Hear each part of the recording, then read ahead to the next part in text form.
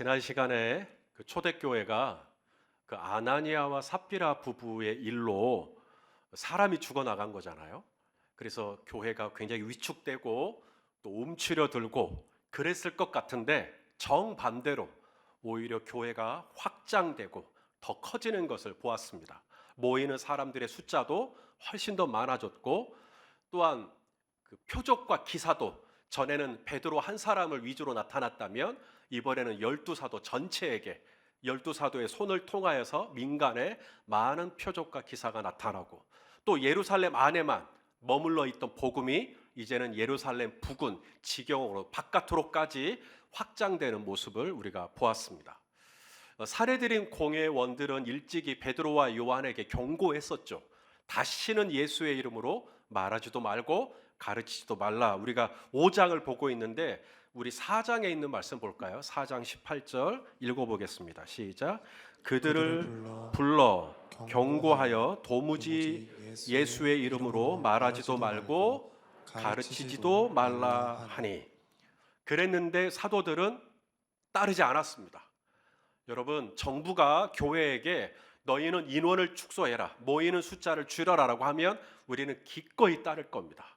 그러나 만일에 정부가 저희 교회에게 너희는 예수의 이름으로 말하지 마라, 예수의 이름으로 가르치지 말라고 했다면 저는 목숨을 걸 겁니다. 왜냐하면 그게 마땅하기 때문에 그래요. 그래서 사도들도 예수의 이름으로 말하지 말라, 가르치지 말라는 명령을 불복종합니다. 그래서 솔로몬 행각에 모여서 많은 사람들에게 예수의 이름으로 말하고 예수의 이름으로 가르쳤죠. 결국 사례들인 공회원들이 하란 대로 안 했기 때문에 오늘 본문에 사도들은 붙잡힙니다. 그리고 감옥에 2차 투옥을 하게 되죠. 자, 오늘 본문 17절과 18절을 읽어보겠습니다. 시작.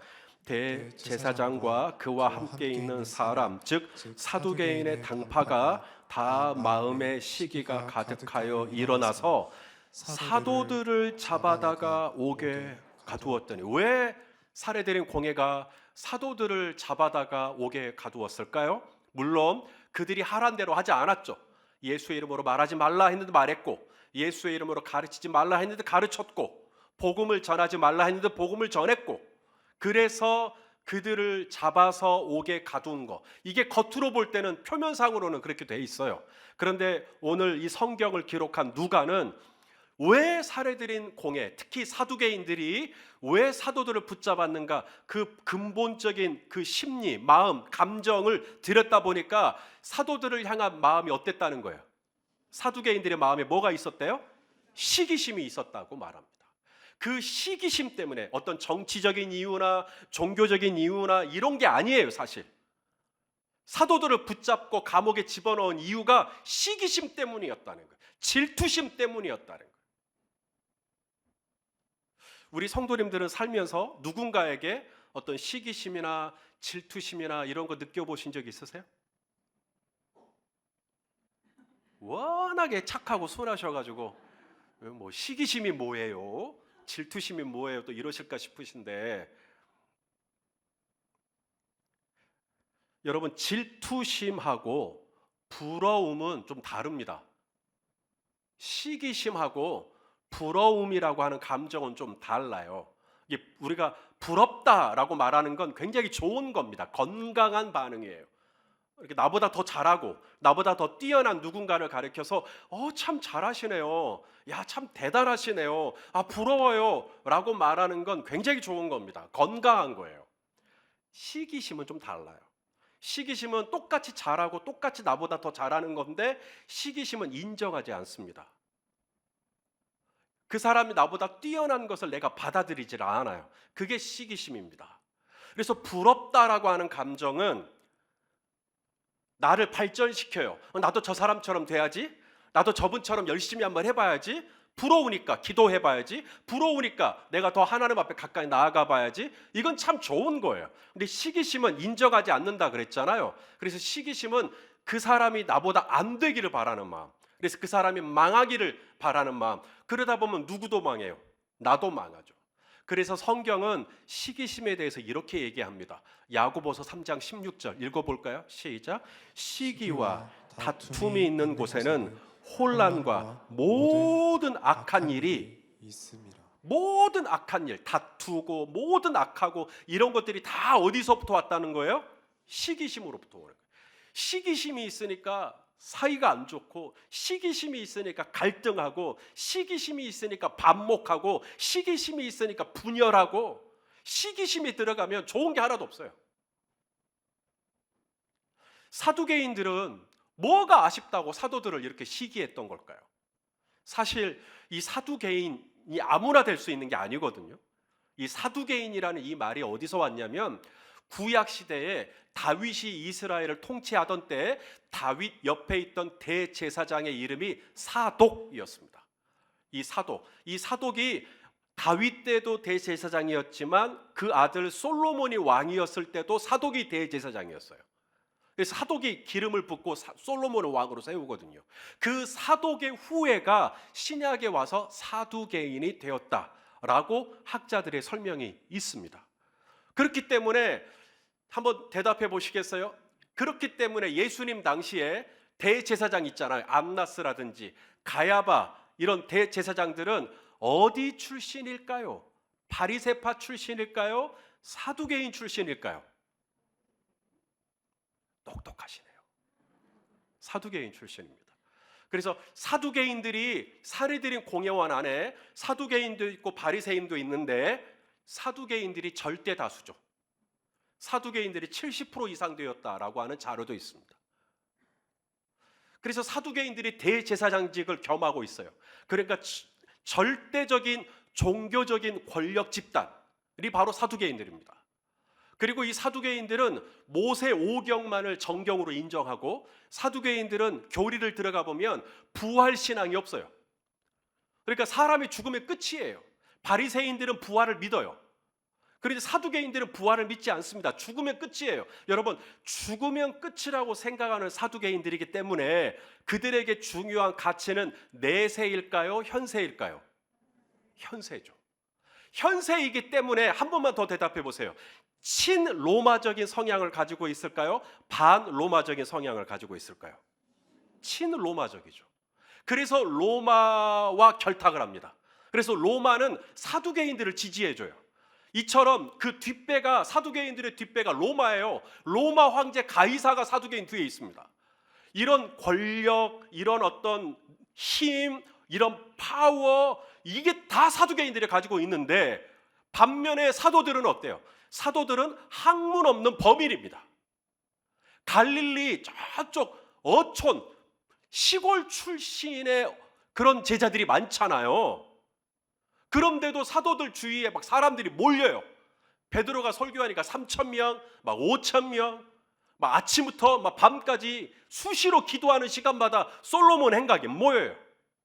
그리고 사도들이 기도하면 막 병든 자가 나아요. 막 이런 표적과 기사들이 민간에 많이 나타나고 있는 것이죠. 그러니 이 사두개인들에게는 불편한 것입니다. 아니, 내가 잘나도 더 잘났는데, 내가 가져도 더 가졌는데, 내가 뛰어나도 내가 더 뛰어나지? 그런데 왜 사람들은 나보다 더 볼품없는 저 사람들을 더 좋아한단 말인가? 그리고 무엇보다도 사도들의 메시지가 마음에 안 들어요. 사도들의 메시지가 뭐예요? 자기들은 부활을 안 믿는데, 사도들은 예수님이 자꾸 뭐 했다 그래요? 부활했다고 가르치거든요. 아니, 사람이 어떻게 부활을 하느냐? 우리는 부활을 믿지 않는데 자꾸 자기 사두개인들이 죽인 예수님이 부활했다고 말하니까 그것도 영 메시지가 거슬린 겁니다. 그래서 시기심이 일어나는 거예요. 사도들을 인정하고 받아들이질 못해요. 그래서 사도들을 잡아버립니다. 권력이 있으니까요. 그리고는 감옥에 집어넣어 버리죠. 성도 여러분, 여러분들이 뭔가 좋은 일을 하잖아요. 그러면 주변 사람들이 다 알아주고 칭찬해주고 박수 쳐줄 것 같죠? 그런 사람도 있습니다. 아주 건강한 사람들이죠. 정말 잘하시네요. 정말 대단하세요. 어쩌면 그런 생각을 하셨어요? 라고 해주시는 분도 있습니다. 그러나 똑같은 일을 두고요, 누군가는 약간 꼽게 봅니다. 왜 동기가 뭐지 저 사람? 막 이렇게 생각하면서 내가 한 일을 인정하지 않고 받아들이지 않고 약간 이렇게 깔아보는 사람의 반응도 있을 수 있다는 거죠. 오늘 사두개인들이 그랬습니다. 그래서 사도들의 능력을 인정하지 않아요. 사도들의 메시지를 받아들이지 않습니다.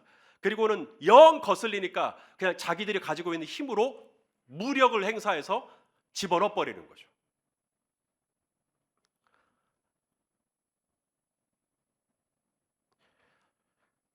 사도들은 이제 감옥에 잡혔어요. 전에 감옥에 들어갔을 때는 베드로와 요한만 잡혔거든요. 근데 이번에 2차 투옥 때는 12사도 전부 다 감옥에 들어갔습니다.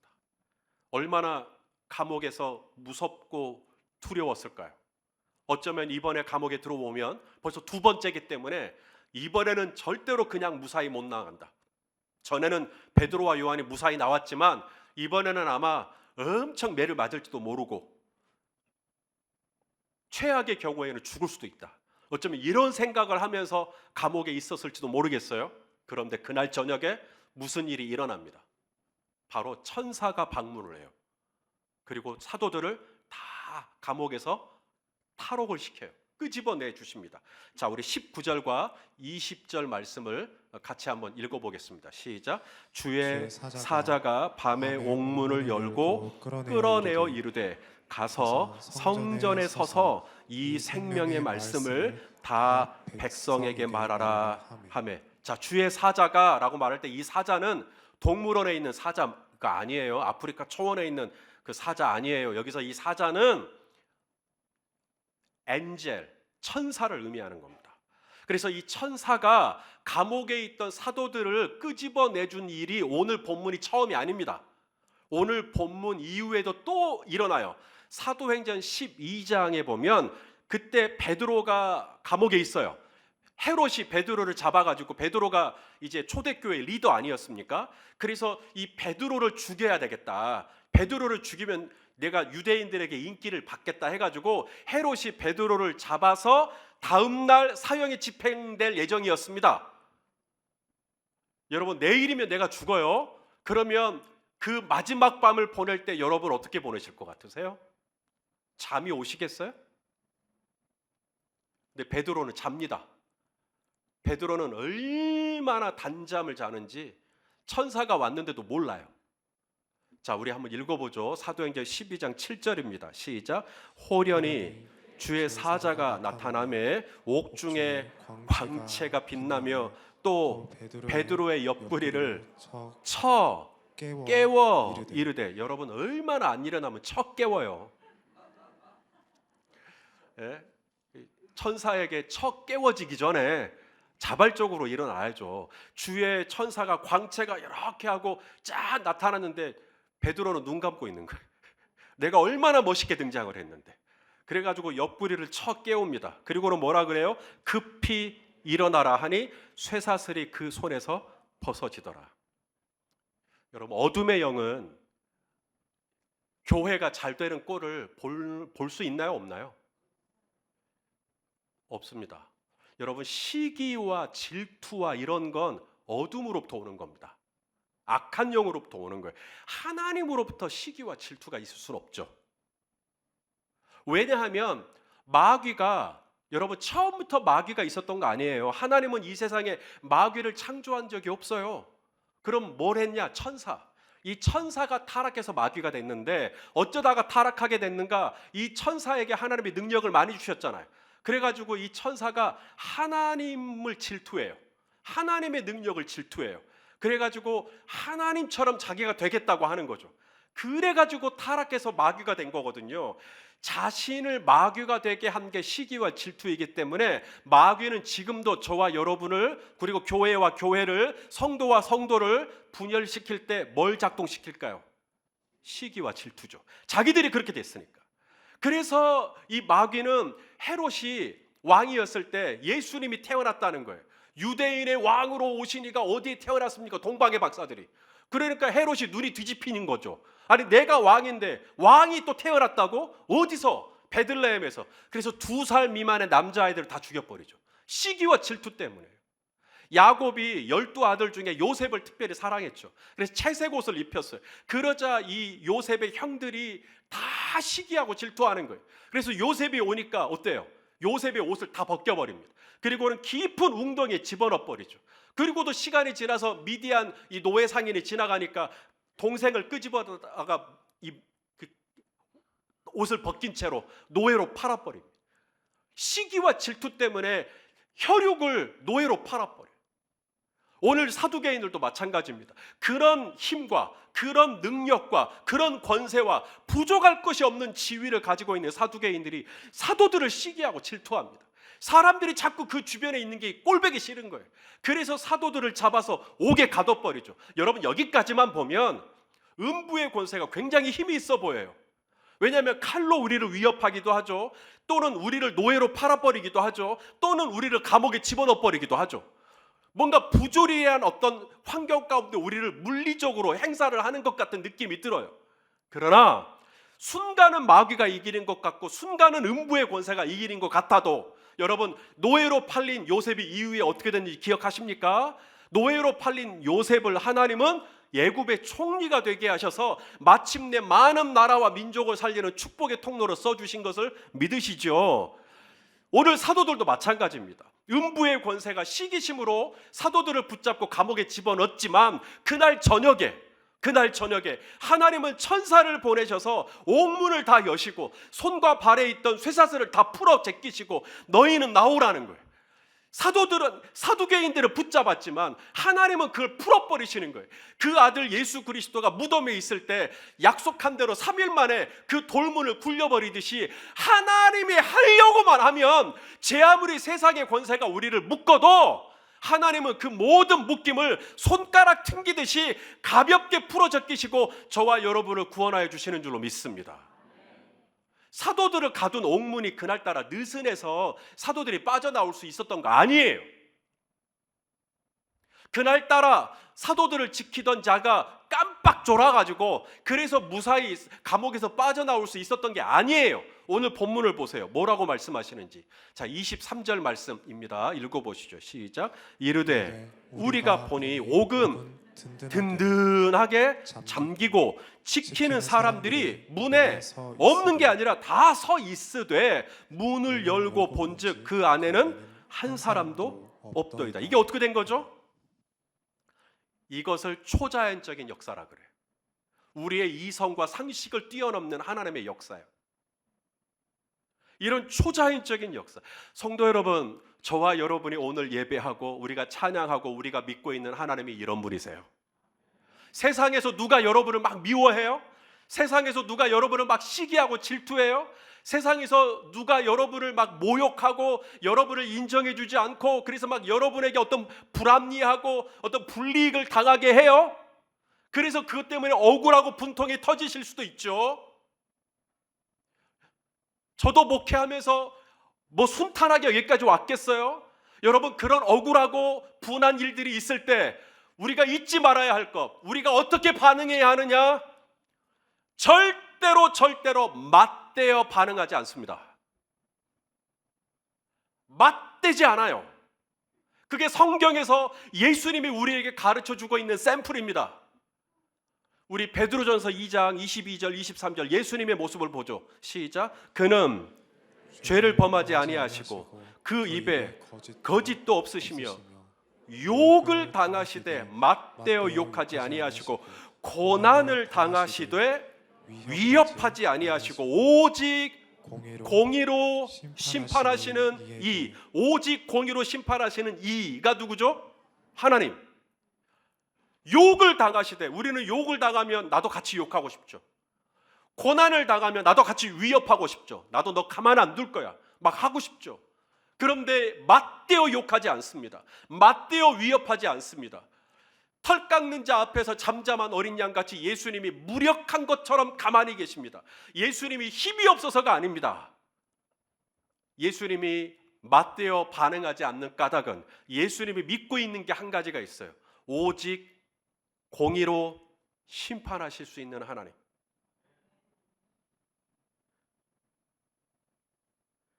천만인이 나를 둘러 진친다 할지라도, 3천의 마병과 3만의 병거가 나를 둘러 진친다 할지라도, 만군의 여호와 하나님이 저와 여러분 편이 되어주시면 제 아무리 7배나 뜨거운 풀무불이라 할지라도 그 불꽃이 저와 여러분을 사르지 못할 것입니다. 제 아무리 날카로운 사자의 굴에 들어간다 할지라도 하나님은 그 사자의 입을 봉하심에 저와 여러분을 사자의 이빨에서 구원하여 주시는 것을 믿으시길 바랍니다. 제 아무리 우리를 노예가 되게 하고 제 아무리 우리를 감옥에 쳐넣는다 할지라도, 그렇게 세상의 권세가 순간은 이미 있어 보여도 우리 하나님은 하나님의 방법대로 하나님의 때에 하나님이 일하시면 세상의 권세가 아무리 우리를 눌러도 요셉이 튀어 올라오듯이, 아무리 사도들을 눌러도 천사를 보내어 옥문을 열어버리듯이, 아무리 베드로를 죽이려고 해도 천사를 보내어 베드로를 구원해 주시듯이, 하나님은 저와 여러분을 넉넉하게 지키시고 인도하여 주시는 줄로 믿습니다. 그러므로 우리 시편의 이 말씀을 같이 읽어보죠. 시편 56편 4절 말씀, 제가 참 개인적으로 좋아하는 말씀입니다. 읽어보시죠. 시작. 내가 하나님을 의지하고 그 말씀을 찬송하올지라. 내가 하나님을 의지하였은즉 두려워하지 아니하리니 혈육을 가진 사람이 내게 어찌하리까. 할렐루야. 내가 하나님을 의지하니, 혈육을 가진 자가 나를 팔아? 혈육을 가진 자가 나를 모함해요? 혈육을 가진 자가 나에 대해서 비방을 해요? 혈육을 가진 자가 나를 시기하고 질투하고 나를 감옥에 가둬요? 마음껏 해보라. 하지만 나는 하나님을 의뢰한즉 하나님께서 저와 여러분을 지켜주실 줄로 믿습니다. 천사들이 이제 사도들을 끄집어냈어요. 그리고 이제 사도들에게 천사를 통해서 하나님의 메신저, 천사라는 말은 메신저니까요, 하나님의 메시지를 전합니다. 천사가 뭐라 그러냐면 성전에 가서 말씀을 전하라는 것이었어요. 자, 우리 20절 말씀을 한번 읽어볼까요? 시작. 가서 성전에 서서 이 생명의 말씀을 다 백성에게 말하라. 자, 천사들이 이제 밤에 죽을 줄 알았던 사도들을 다 끄집어냈어요. 끄집어내가지고 어리둥절해하고 있겠죠. 사도들이 내가 지금 어떻게 여기 나와 있지? 자, 이 천사들이 말합니다. 가서 성전에 서서 뭐하라? 이 생명의 말씀을 전해라. 성전이 어디 있죠? 일부 때 성전이 어디 있죠? 그랬더니 틀린 말 아니죠. 지금 방금 제자들이 나온 게 감옥이죠. 감옥에서 나와서 이제 성전으로 가야 돼요. 성전이 어디 있냐고요? 성전이 바로 옆에 있습니다. 감옥 바로 옆에 있어요. 자, 당시에 헤롯 성전의 모습입니다. 이 헤롯 성전의 모습을 좀 보시면서 잠깐 설명을 해드릴게요. 이전에 제가 한번 말씀을 드렸던 것처럼 헤롯 성전 안에 아무나 다 들어갈 수가 없고 유대인들만 들어갈 수가 있습니다. 그래서 나는 원래 그 하나님이 아닌 다른 종교를 가지고 있었는데 이제 유대교로 하나님을 믿기로 회심한 이방인들이 있겠죠. 이 이방인들은 이방인의 뜰이라고 하는 곳에서 머물러서 예배를 드립니다. 그러면 유대인들은 이제 성전 안으로 들어오죠. 성전 안으로 들어오면 제일 먼저 여인들의 뜰을 만나게 됩니다. 이 성전 미문에 있었던 나면서 걷지 못했던 자가 걷게 된 사건도 이 여인들의 뜰에서 일어난 사건입니다. 이제 이 여인들의 뜰을 지나서 그 안으로 들어가면 제사장의 뜰이 나와요. 지금 보이세요 다? 이 제사장의 뜰에서 번제와 속죄제와 화목제와 이런 것들이 제사들이 이루어지는 겁니다. 그리고 당시에 초대교회가 솔로몬 행각에 자꾸 모였다 그랬죠. 이 솔로몬 행각이 그 테두리들 보면 행각들이 쫙 있어요. 바로 그 행각들이 솔로몬의 행각들입니다. 그러니까 성전 주변에 다 모였다는 이야기죠. 그리고 지금 보시는 지도에서 서쪽으로 밑으로 잠깐 내려오시면 붉은색 지붕으로 된 으리으리한 건물이 하나 보이실 겁니다. 바로 이 건물이 바로 산헤드린 공회 건물입니다. 그러므로 산헤드린 공회 저 밑에 가면 감옥이 하나 있을 수 있겠죠. 그리고 그 감옥에 있던 사도들을 천사가 강권적으로 끄집어낸 겁니다. 그리고는 어디로 가라 그래요? 성전으로. 성전이 어딘데요? 바로 20m 앞에 있는 건물이요. 사도들을 끄집어내서 어디 멀리 가서 숨으라고 한 거 아닙니다. 사도들을 끄집어내가지고 너희가 생명의 말씀을 전하다가 지금 감옥에 들어왔으니까 당분간은 좀 조용히 자숙하고 너희가 예전에 기도할 때 모였던 다락방 같은데 거기 가서 은신하고 있으라고 말씀하신 게 아니에요. 지금 밤에 감옥에 있던 천사들을 끄집어내서 천사를 통하여서 하나님이 주신 메시지가 뭐냐면 감옥 바로 건너편에 있는 성전에 가서 생명의 말씀을 전하라는 것이었어요. 멀리 가는 게 아니라 기껏 이 방에서 꺼내줘 갖고 바로 옆방으로 집어넣으신 거나 마찬가지예요. 여러분, 사도들이 알잖아요, 성전이 어디에 있는지. 지금 성전에 가서 생명의 말씀을 전하면 어떻게 돼요? 생명의 말씀 전하다가 감옥 들어왔는데 이번에 또 다시 가서 성전에서 말씀을 전하면 이제 세 번째 투옥이 되는 겁니다. 여러분, 사회생활에서도 재범 세 번을 똑같이 했다면 아마 형량이 늘고 늘리겠죠. 이제 진짜 잡혀서 또 한 번 세 번째 들어오면 사도들은 뼈를 못 추릴 확률이 높아집니다. 이걸 뻔히 알고 있죠. 그런데도 사도들이 어떻게 하냐면 순종합니다. 천사들이 사도들을 끄집어낸 시각은 밤이었어요. 그리고 너희는 가서 성전에서 말씀을 전하라고 했어요. 그러면 하룻밤 좀 자고 그 다음 날이라든지 뭐 이렇게 할 것 같은데, 사도들은 천사의 명령을 받고 바로 순종을 언제 했냐면 새벽부터 시작합니다. 자, 우리 21절 말씀이에요. 읽어보시죠. 시작.